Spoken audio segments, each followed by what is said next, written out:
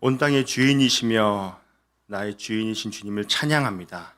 우리는 그저 이 세상에 잠시 피었다 지는 꽃과 같지만 이러한 우리를 자녀로 불러주시고 사랑하여 주시고 지금도 우리와 동행해 주셔서 감사드립니다. 오늘 우리의 시간을 쫓겨 주님을 예배하기 위해 이 자리에 나왔습니다. 함께 말씀을 나눌 때 주시는 성령의 은혜가 우리 아름빛 공동체 가운데 함께하여 주시옵소서. 감사드리며 살아계신 예수 그리스도 이름으로 기도합니다. 아멘.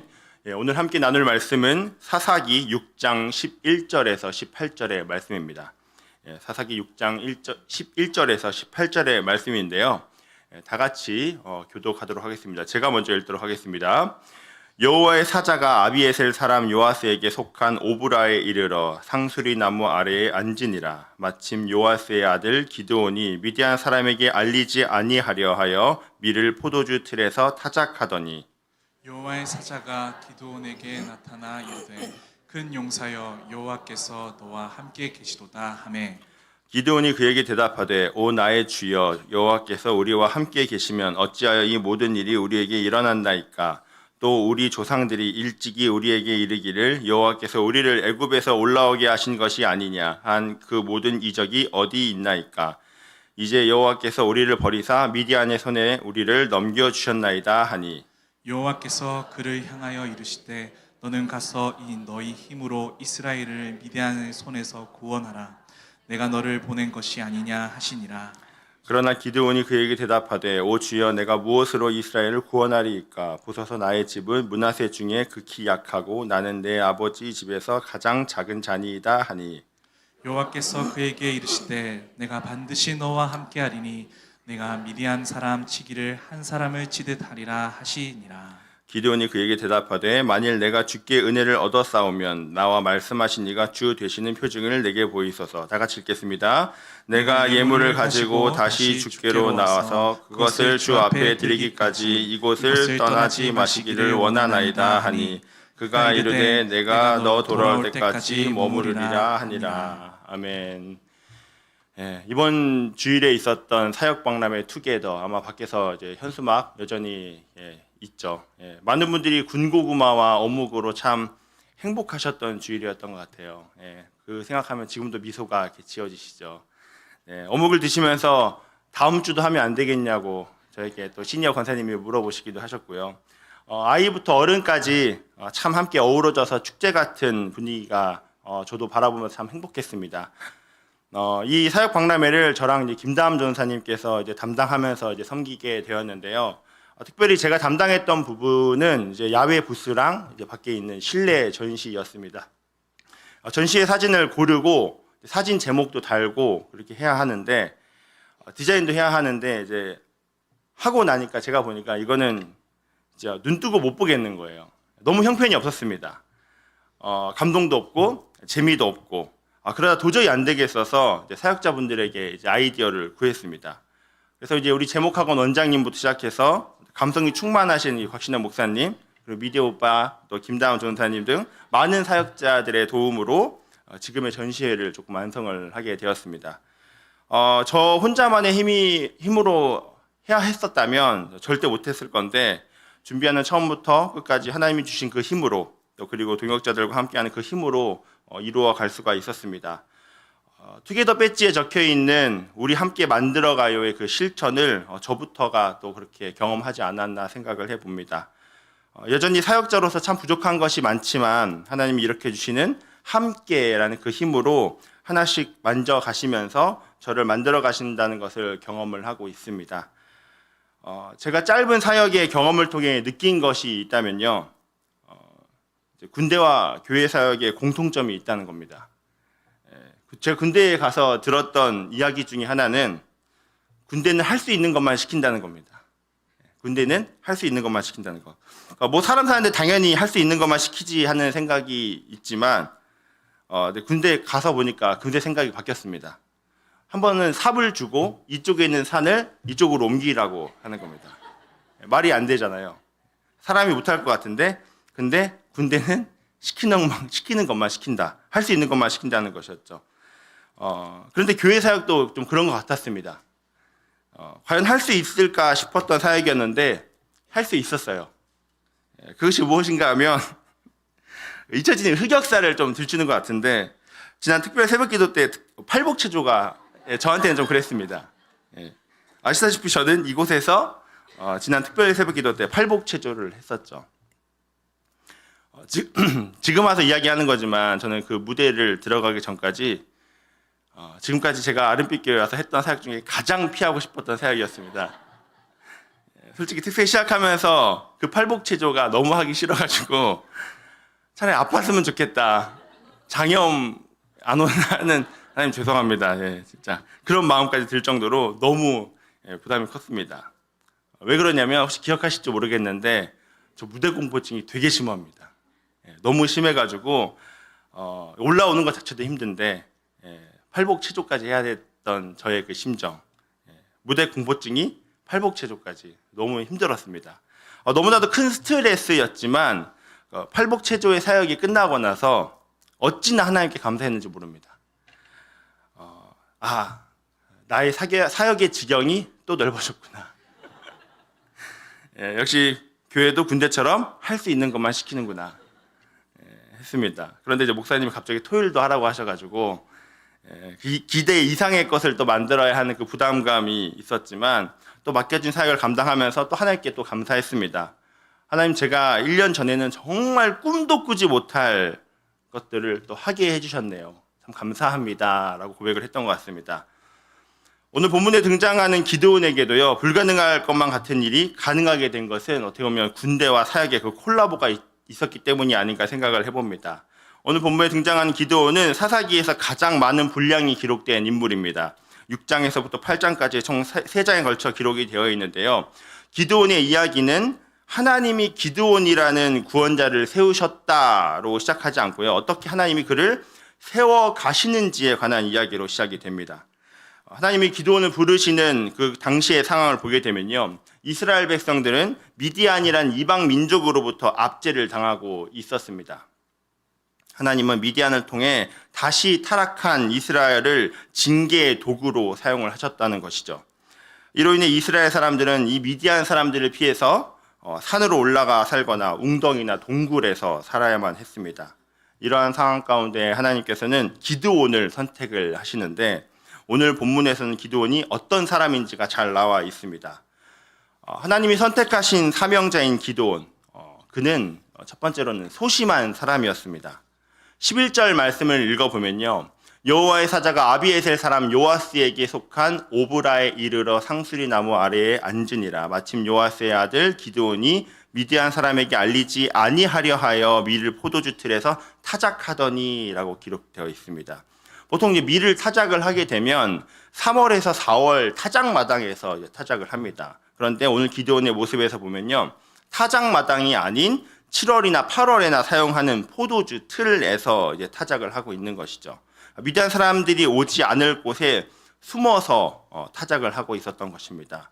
15절에서는 기드온이 자기 자신 이렇게 소개합니다. 그러나 기드온이 그에게 대답하되, 오 주여, 내가 무엇으로 이스라엘을 구원하리까? 보소서, 나의 집은 므낫세 중에 극히 약하고 나는 내 아버지 집에서 가장 작은 자니이다 하니, 자신은 므낫세 지파 중에 가장 약하다고, 보잘것없는 집안의 사람이라고 자조합니다. 그리고 그는 두 번째로 의심이 많았습니다.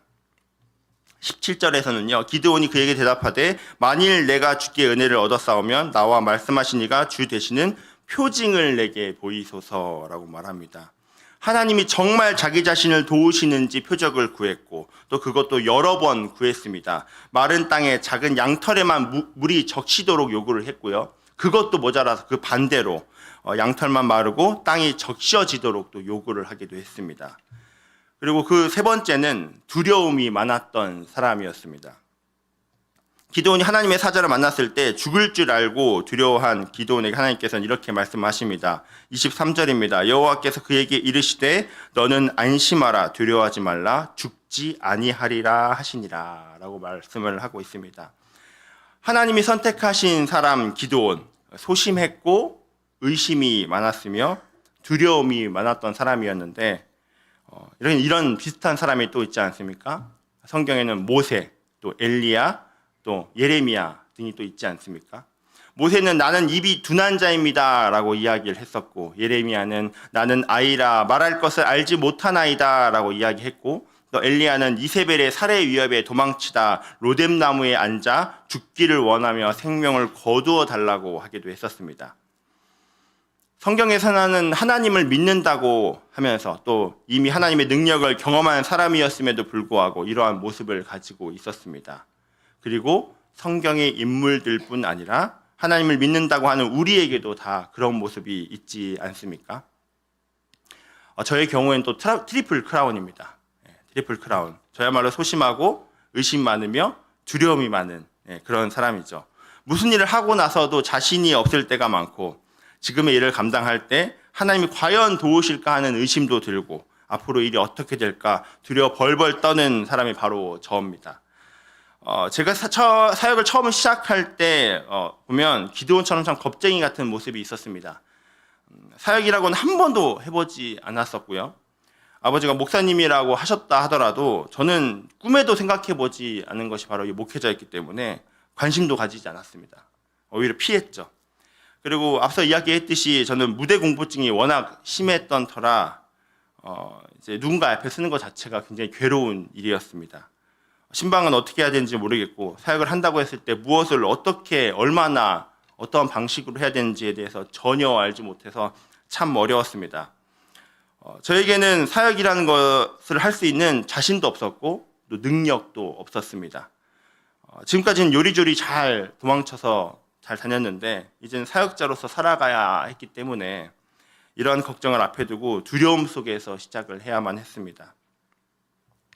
보통 사역자들이 새로 부임을 해서 시작하는 때가 12월 첫째 주입니다. 이제 돌아오는 주가 바로 그 첫째 주인데, 이런 걱정 때문에 사실 저는 이제 첫 사역지를 이제 정해야 된 때에 아무것도 정하지 못하고 1월이 되도록 계속 망설이면서 머뭇거리고 있었습니다. 핑계는 다양했습니다. 첫 사역지는 좋은 교회를 가야 한다. 또 학생이니까 학업에 더 집중할 수 있는 곳에 가야 된다. 시간을 많이 어떻게 보면 빼앗기지 않는 곳으로 가야 한다라는 정말 이유를 대면 한없이 될 수 있는 그 이유들을 대면서 이력서조차 내지 않고 있었습니다. 게다가 당시 저는 신학교에 입학은 했지만 영적인 좀 침체가 있어서 나 같은 사람이 뭐 어떻게 또 사역을 하나 하는 그런 자조적인 모습 때문에 또 선뜻 나서지 못했습니다. 그런 모습 때문에 저는 사실 지금 이렇게 있는 것이 되게 참 신기하고 놀랍습니다. 다시 본문으로 돌아가 보면요, 소심하고 의심이 많고 또 두려움이 많은 기드온에게 하나님은 또 이렇게 말씀을 하십니다. 12절인데요. 우리 같이 함께 말씀을 읽도록 하겠습니다. 시작. 여호와의 사자가 기드온에게 나타나 이르되 큰 용사여 여호와께서 너와 함께 계시도다 하매. 기드온의 모습과는 가장 먼 표현인 큰 용사여라고 지칭을 해주신 것입니다. 하나님께서는 연약하고 볼품없는 기드온에게 큰 용사라고 지칭해 주신 것은 바로 두 가지 이유 때문이었는데요. 첫 번째는 앞으로 기드온이 정말 큰 용사가 될 것이기 때문입니다. 그리고 자기 자신을 비하하며 평가한 기드온을 큰 용사여라는 표현을 통해서 질책을 하고 계신 것입니다.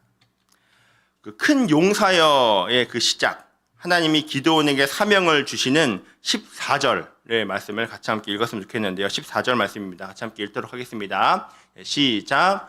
여호와께서 그를 향하여 이르시되 너는 가서 이 너의 힘으로 이스라엘을 미디안의 손에서 구하라. 내가 너를 보낸 것이 아니냐 하시니라. 아멘. 하나님께서는 기드온에게 너의 힘으로 이스라엘 미디안의 손에서 구원하라는 사명을 주셨습니다. 근데 기드온에게 무슨 힘이 있었겠습니까? 기드온 혼자서 미디안을 공격하는 것은 불가능했습니다. 하지만 하나님은 이미 기드온에게 너의 힘이라고 지칭을 하시면서 그 힘으로 이스라엘을 구원할 것이라고 말씀을 하셨습니다. 지금부터 우리는 하나님이 기드온에게 주신 그 힘을 살펴보도록 할 건데요. 하나님이 주신 기드온의 너의 힘, 그 첫 번째는 우리를 바라보는 그 힘으로입니다. 방금 전에 읽었던 12절을 보게 되면요, 독특한 점이 발견됩니다. 12절에서는요, 여호와의 사자가 기드온에게 나타나 이르되 큰 용사여 여호와께서 너와 함께 계시도다 하매라고 나옵니다. 하나님이 기드온에게 함께 하시겠다고 했던 대상은 누굽니까? 바로 기드온 한 사람이었습니다.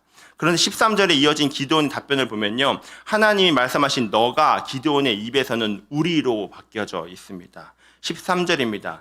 기드온이 그에게 대답하되 오 나의 주여 여호와께서 우리와 함께 계시며 어찌하여 이 모든 일이 우리에게 일어났나이까. 또 우리 조상들이 일찍이 우리에게 이르기를 여호와께서 우리를 애굽에서 올라오게 하신 것이 아니냐 한 그 모든 이적이 어디 있나이까. 이제 여호와께서 우리를 버리사 미디안의 손에서 구원하라. 내가 너를 보낸 것이 아니냐 하시니라고 말을 하고 있습니다.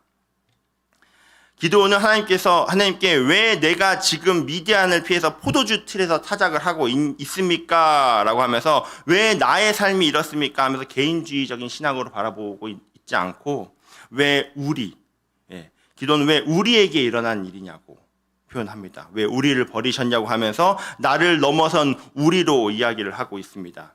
기드온의 눈은 자기 자신에게 향해져 있지 않고 우리라는 공동체로 향해져 있는 것이죠. 하나님께서는 기드온이 우리를 바라보게 하시고 공동체를 위한 사명자로 부르셨습니다. 14절에서 여호와께서 그를 향하여 이르시되 너는 가서 너의 힘으로 이스라엘을 미디안의 손에서 구원하라. 내가 너를 보낸 것이 아니냐 하시니라 라고 말씀을 하고 계시죠. 하나님이 일하시는 방식이 그렇습니다. 우리를 바라보게 하시고 그 우리를 돕도록 한 개인에게 힘과 능력을 부어주십니다. 제가 이번 학기에 특별히 기억에 남았던 시간 중에 하나는 소년부 성교육의 시간이었습니다. 성 가치관이 무분별한 이 세상 속에서 하나님이 주신 이 성을 어떻게 성경적으로 가르치는 것에 대해서 많은 고민을 하고 그리고 부족하지만 또 완벽하지는 않지만 첫 발을 떼게 되었습니다. 그런데 이 성교육에서 가장 중요한 시간이 있었습니다. 그것은 바로 한 명의 선생님과 5명의 아이들이 함께하는 소그룹 시간이었습니다. 개인적으로 성교육에 대해서 연구하고 고민하면서 생긴 답은 그냥 강의만으로 성교육에 관한 지식과 지침을 전달하는 것은 아이들의 흥미를 끌거나 도움이 되지 않을 거라고 생각했습니다. 그래서 참고 교재에 적힌 대로 소그룹을 만들고 또 그 안에서 아이들이 적극적으로 활동을 하면서 이야기를 좀 나눌 수 있도록 했습니다. 매주 2시간의 시간 중에 1시간 이상이 소그룹의 시간이었습니다. 실제로 아이들에게도 지식과 가르침을 전했던 시간보다도 소그룹 안에서 서로가 이야기를 나누었던 그 시간이 아이들에게는 변화의 시간이기도 했고 너무나도 값진 시간이기도 했습니다. 성교육을 하고 나서 이제 제가 설문조사를 한번 다 의뢰를 하고 부탁을 드렸었는데요. 아이들이 교회에서 성교육을 받기 전후의 반응을 한번 물어봤습니다. 여쭤보았을 때 성교육을 받기 전에는 아이들의 70% 정도가 교회에서 하는 성교육에 대해서 부정적이었습니다. 이걸 왜 하냐고 하는 답변이 많았고, 제가 아이들의 인터뷰를 할 때에도 아이들은 난 학교에서 했는데 이걸 또 왜 하냐고 하며 굉장히 부정적인 반응이 대세였습니다. 하지만 교회에서 성교육을 받고 난 후에 아이들의 반응은 90% 이상이 긍정적이었습니다. 저는 이렇게 반응이 바뀐 이유가 바로 소그룹에서 있었다고 생각을 합니다. 그리고 이 소그룹에서 가장 중요한 역할을 하셨던 분들이 바로 소년부 교사분들이셨습니다. 사실 이 교사분들이 아니셨으면 이번 이 성교육은 진행을 할 수가 없었습니다. 사실 이 소그룹을 인도해 주는 교사분들을 선정을 하는 데엔 룰이 있었는데요. 반드시 소년부 교사이어야 하는 점이었습니다. 그리고 교사의 자녀가 교육을 받고 있다면 소년부 교사라 하더라도 교사로 섬길 수 없다는 점이 그 룰이었습니다. 우리 아이들을 가장 잘 알고 아이들에게도 익숙한 소년부 교사들이 성교육 교사를 하실 수 있었던 것입니다. 나름 까다로운 조건으로 이제 선생님들을 모시고 교육을 진행하다 보니까 교사의 숫자가 부족할 수밖에 없기는 했습니다. 하지만 이제 한 분 한 분에게 맡겨진 그 영혼에 대한 사명감과 또 열정으로 또 2-3개월 전부터 공부하고 또 준비하면서 이 성교육을 차근차근 준비해 나갔습니다.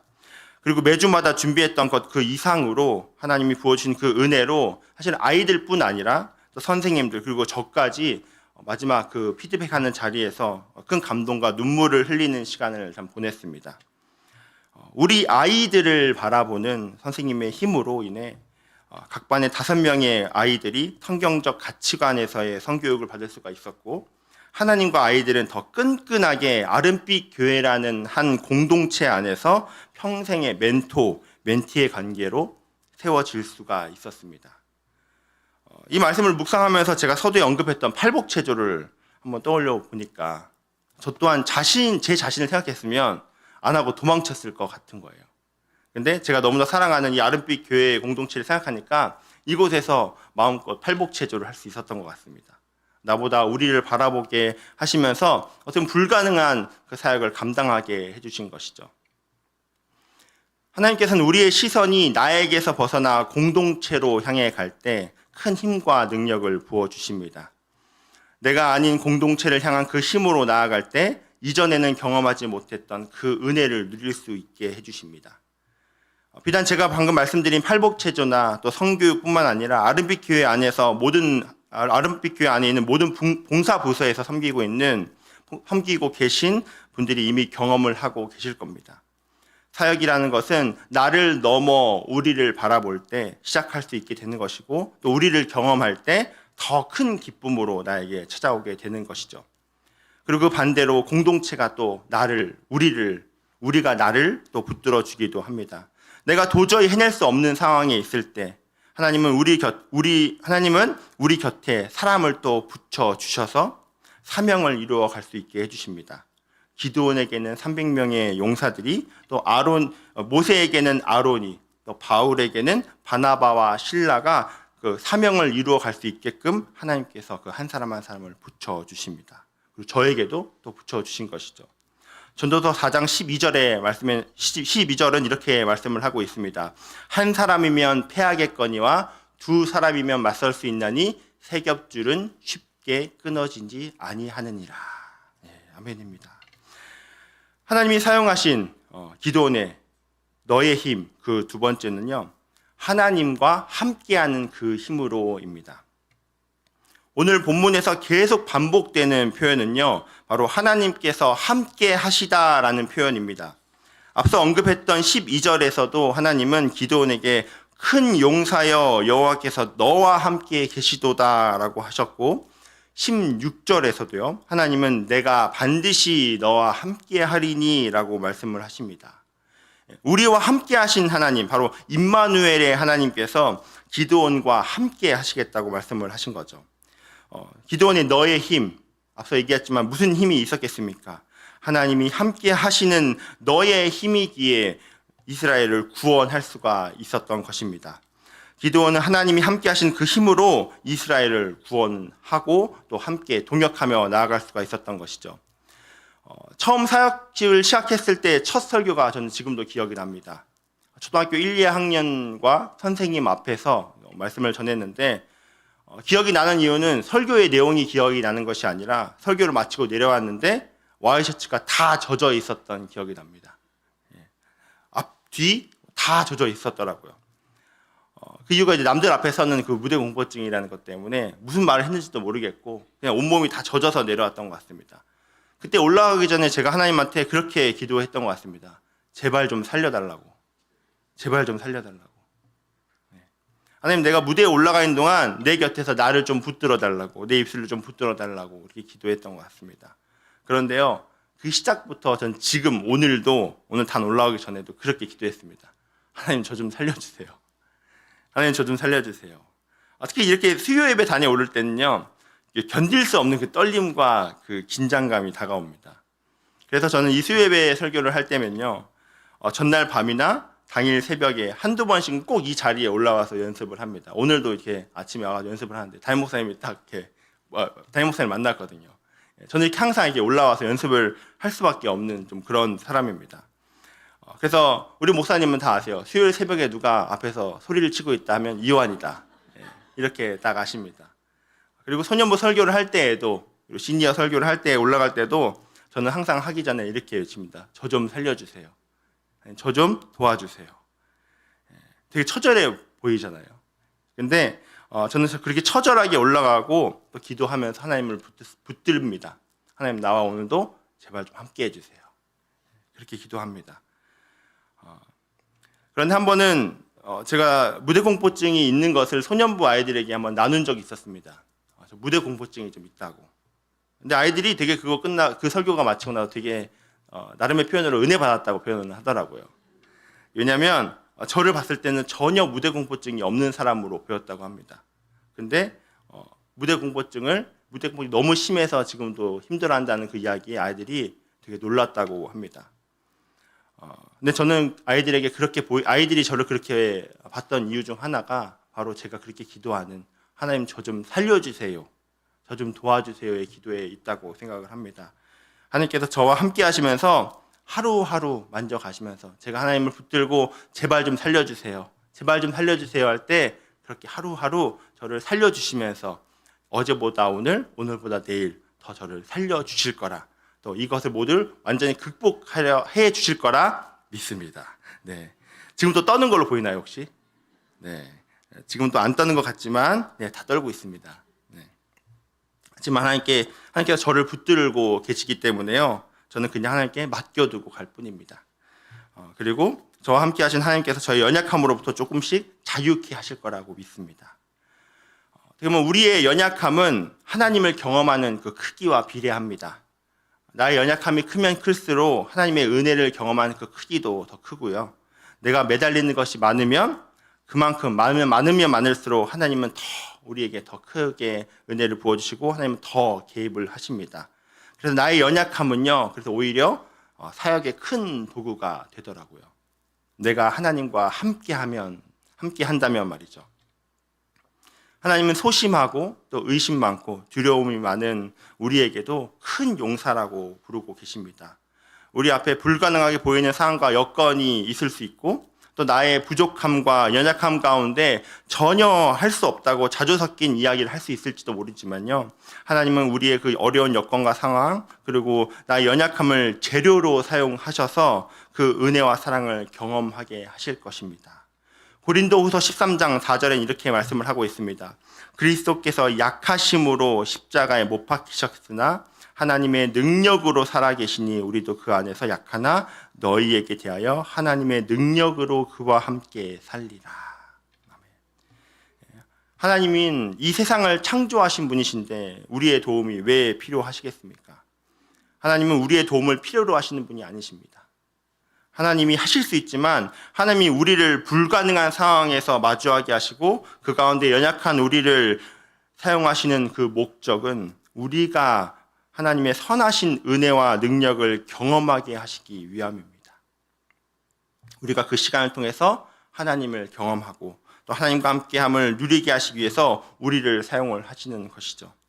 그래서 나의 연약함은 내가 사명을 다 감당하지 못할 이유가 아니라 오히려 해야 할 이유가 되는 것입니다.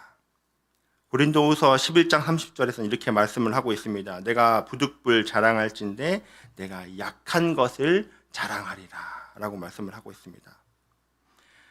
예수님은 마지막 지상명령으로 다음과 같이 우리에게 말씀을 나누셨습니다. 마태복음 28장 19절에서 20절 말씀인데요, 우리 같이 함께 읽도록 하겠습니다. 시작. 그러므로 너희는 가서 모든 민족을 제자로 삼아 아버지와 아들과 성령의 이름으로 세례를 베풀고 내가 너희에게 분부한 모든 것을 가르쳐 지키게 하라. 볼지어다 내가 세상 끝날까지 너희와 항상 함께 있으리라 하시니라. 아멘. 사명을 주시고 말씀하신 것은요, 너희와 항상 함께 있을 것이다 라는 그 힘을 우리에게 주셨습니다. 우리는 우리의 힘으로 하는 것이 아니라요, 우리와 항상 함께 하시는 임마누엘의 하나님께서 하시도록 그냥 쓰임을 받는 것뿐입니다. 우리는 우리와 함께 하신다는 그 힘으로 사명을 감당을 하면 되는 것이죠. 말씀을 마무리하면서 역사상 가장 유명한 철학자 중에 한 명인 임마누엘 칸트의 말로 오늘의 말씀을 마무리하고자 합니다. 칸트는 다음과 같은 글을 남겼다고 합니다. 나는 평생 많은 글을 읽었지만 시편 23편에 나오는 이 네 마디의 말보다 더 귀한 글을 읽지 못했다라고 하면서 독일어로 뭐라고 하냐면요, Du bist bei mir라고 합니다. 그게 뭐냐면 시편 23편 4절의 말씀입니다. 내가 사망의 음침한 골짜기로 다닐지라도 해를 두려워하지 않을 것은 주께서 나와 함께 하심이라. 주께서 나와 함께 하심이라. 이것이 우리의 힘이 된다는 것이죠. 우리가 하는 것이 아니라 나와 함께 하시는 그 힘으로 하나님께서 우리에게 주신 가정의 사역, 또 교회의 사역, 우리 아름빛교회 사명을 감당하는 우리 아름빛교회 성도님 되시기를 간절히 축복합니다.